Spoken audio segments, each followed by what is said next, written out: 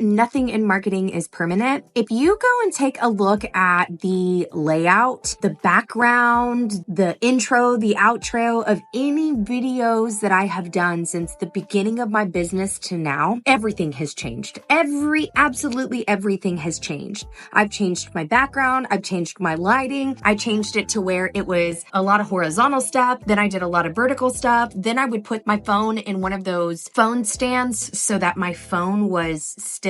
Now I'm like holding my video. Other videos, I would introduce myself. Other videos, I had an outro. Now in my videos, I just get right to the point and talk about it because I understand the 3 seconds to capture somebody's attention rule. My content and the format in my deliverability is always changing because nothing is permanent. Number one. Number two, I'm also tracking what I'm doing. So as I am making all of these changes, I look at the data to see, is it still trending upwards? Did it trend upward at an even quicker pace? And if it did, then that tells me that my adjustments made a great impact on my present, my reach, and my engagement. Keep changing things. You don't want to keep doing the exact same. If you're still doing the same thing that you're doing a year ago, you're missing out on many opportunities. Keep changing it up.